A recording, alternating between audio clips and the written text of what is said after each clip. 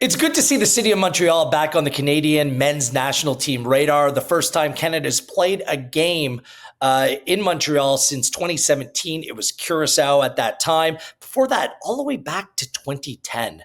We know what a great footballing city Montreal is. CF Montreal, even through their struggles, continue to draw well. There's a passionate following with FC Supra de Quebec coming into play. More opportunity. Obviously, the talent pool is extraordinarily deep, and it's a passionate city where people care. It's long overdue that the men's national team has played a game in Montreal. It's going to be a sellout crowd on Friday night as well, but it's a double-edged sword because I think that there's also a mentality where Canada soccer needs to think practically. Canada's World Cup hopes are going to be determined based on how they play in Toronto, in Vancouver, and this is another opportunity where they're not playing in either location. So how do we split the difference here? The need for Canada to play in Montreal, but also the need for them to play in the facilities that they're going to be playing their World Cup games in next summer. Yeah, a lot to pick at on this bone. So maybe I'll start with the good, and then I'll go maybe to the less good to start with the good bite, and then we'll finish with the dose of reality check. Okay. But to start, I mean, it's fantastic for Montreal.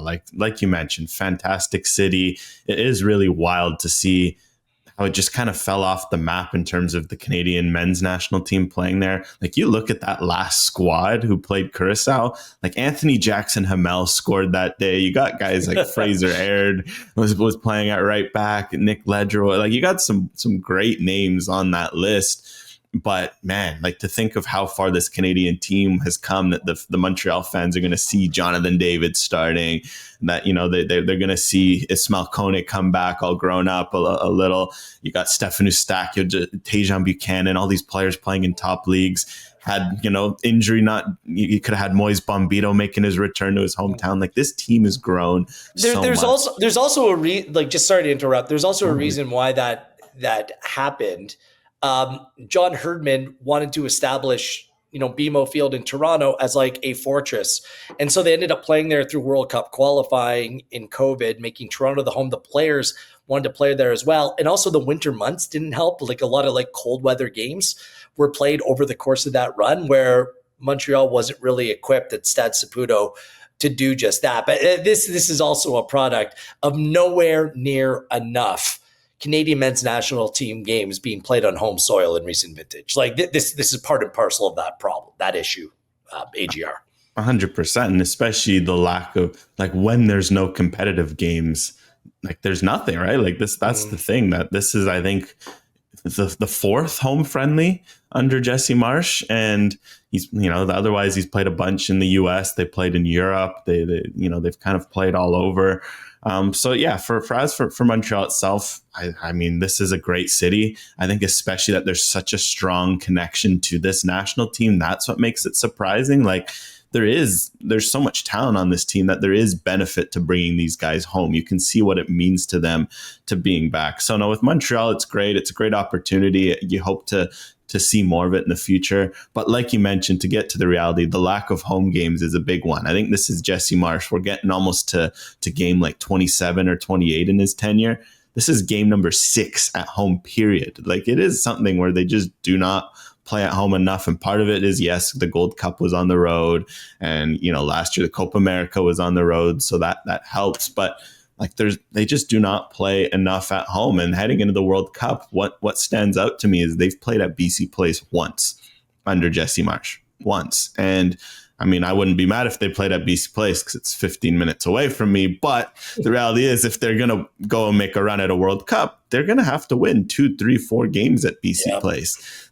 It would be nice to get used to the facilities, the travel, to the environment, and they just haven't really gotten the chance to do that. So that, for me, stands out. But yeah, I mean, for Montreal, you can't help but look and think, man, what if they had games? Of course, Stade Saputo wouldn't have cut it from FIFA's eyes. It just wouldn't have met the minimum capacity requirement. Obviously, the Big O is finally going through reparations and renovations now, but obviously that's been a big point of contention for a while, which is partly why the games didn't come to Montreal. But as for this current team, I'm curious. 2026, they're going to have to find a way to get some more games in Vancouver and Toronto, because getting that familiarity at home is going to make all the difference. And the thing is, they have a good home record. They've lost like once in the last like 4 or 5 years at home, and it was against Jamaica and Nations League. Otherwise, they've been fantastic at home. So it'd be good too, just for momentum, to keep playing big games in front of their home fans. This is why it's crazy. Like, one home game during the Gold Cup. Like, why? You know, like this is where, you know, the Canadian markets need to step up and put their stake in the ground. And it's also not so much about the game being played Friday in Montreal. It's the fact that the second game of this window is being played in New Jersey against Columbia. And that's based on the promoters, and that the fact that there'll be a pro-Columbia crowd at that time. So you're taking that friendly based upon the opponent, and not based upon the fact that you can maybe host a home game and make some money, or there's the practical sense of being able to play in Toronto or Vancouver for that second game, just to acclimatize and be playing in a World Cup venue. Look, I'm not even being critical. This is just the reality that the CSA needs to face, and they need to kind of make whatever is in the best decision in their own heads at that time. And this is what they believe is the best decision for them as well. Like, big picture for Montreal, though, like, there is media interest there. There's a good base of players from the province of Quebec. It is a big city. It's a great city. It's a footballing market. Yet it doesn't seem as at this point there's going to be any real touch point other than the domestic professional teams to the World Cup in 2026. This has to be seen as a big disappointment. The city's not willing to spend money to bring potentially a France or any other international team to make their home base in Montreal over the course of the World Cup as well. What do you make of that? Because this seems to be a big miss. I know the people of Edmonton would have loved to have seen World Cup games played at Commonwealth in the city of Edmonton as well. But Montreal seems like a bigger miss. And this goes back to the fact that facilities are an issue. Infrastructure is an issue. Political will, or the lack thereof, is a significant issue. And people in this country that run the sport in this country sticking their elbows out and making sure that cities like Montreal are included. I just look at this as a significant miss for this World Cup, that Montreal isn't a host city or playing any kind of significant role here in 2026. Yeah, it's a shame, because out of all the cities we've got in this country, like, culturally, Montreal feels like the host city. Like, it ticks all the boxes where they have such a strong love for the sport. Culturally, they've got such a strong diversity with, you know, the European people that love the game.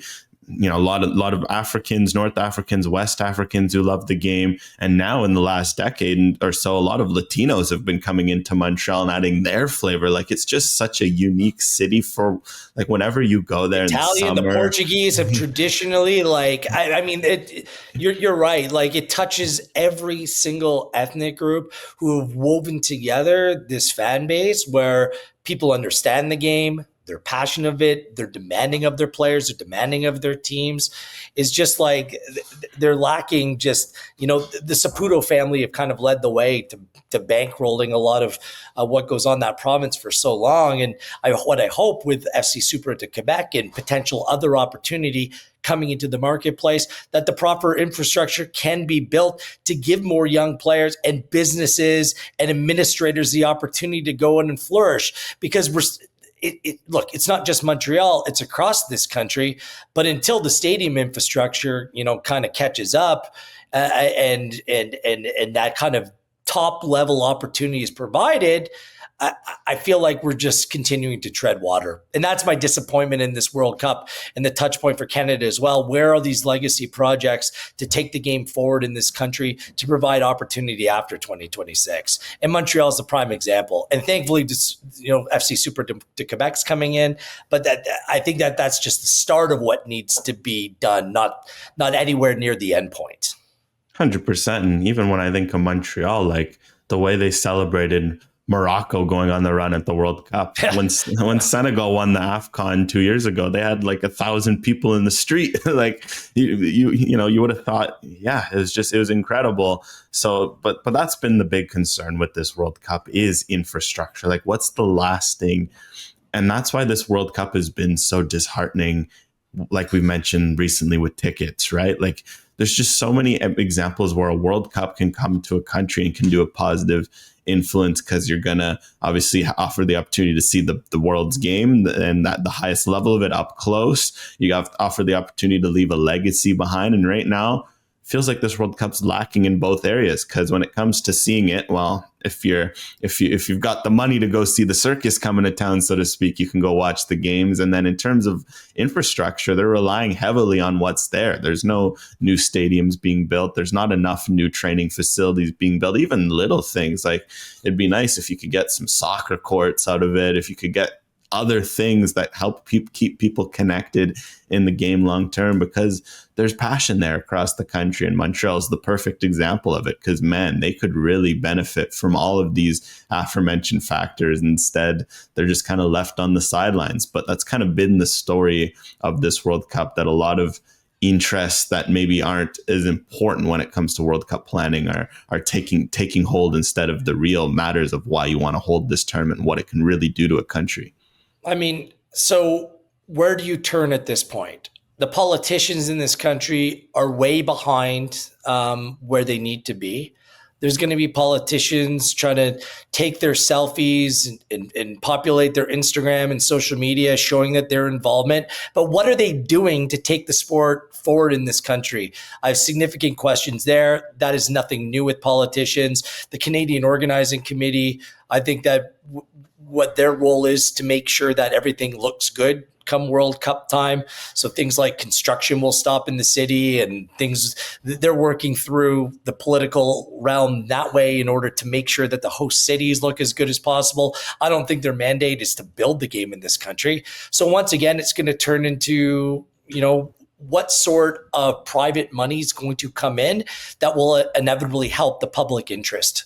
So where does that corporate money come from, and who wants to put a stake in the ground and develop their own legacy from this World Cup? That's essentially what politicians are offering. We're willing to cut the red tape if you're willing to put your money in developing fields, courts, programming around it. I just don't know how deep those pockets will go. I think that what private companies are more interested in doing now is paying influencers a couple bucks to kind of show off how great soccer is in this country. Look, I'm not even against the influencer culture. It has its role to play, but that's just a splash in the bucket. That's a flash in the pan, right? Like, none of this stuff does anything towards building infrastructure or legacy in this country. It might build fleeting interest where attention spans are like that in this country right now. So we'll see how much private money will come into this operation. I think where it can have a positive impact is the future of the Whitecaps, development of CPL, NSL, and, potential teams and infrastructure going forward. But other than that, AGR, I'm kind of bullish on this. And what is tough for me is, we can celebrate the team back in Montreal and creating better awareness, but what's the knock-on effect from it? And I don't think that splash is anywhere big enough at this point.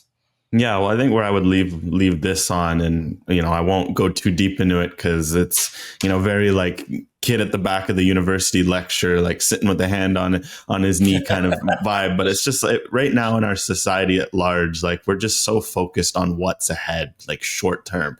How do you get the week to week, the day to day? And while there's value to that in everyday life and finding success as individuals, sometimes, especially when it comes to this sport, it's a long-term thinking makes a world of difference. So that thinking ahead of what does the sport in this country look like in 10 years? And so much of what's gone on, it's, tickets, little things, influencers, all that. It's very short term. It's how can we help each other in this week? How can we help each other next week? Hopefully over the next 10 months, we start to realize what's the impact of this long term. Because when you look at what's the expenditures being put into this World Cup, it's not good enough to just have what happens next summer and then that's it. Like, that's why, people argued to bring the World Cup. They weren't arguing to bring the World Cup just for the tournament itself. If anything, the tournament should be the cherry on top. It should be the bonus. At the end of the day, you should look back in 2040 and be like, oh, remember when we brought the World Cup to Canada in 2026? That changed everything. And let's hope that, over the next 10 months, some of those long-term interests start to take hold, because if not, it's going to be a waste, and it's too bad, because that's kind of what our culture at large, I'm not to go too deep into that, but that's what our culture at large prioritizes. So it'd be a darn shame if that's the case. So let's just hope that moments like this offer a bit of a wake-up call in that regard. Truer words have never been spoken on OneSoccer Direct. The World Cup should be the cherry on top. It really should, and everything else should be in a better place. For now, we'll enjoy Friday night with the men's national team finally returning to Montreal.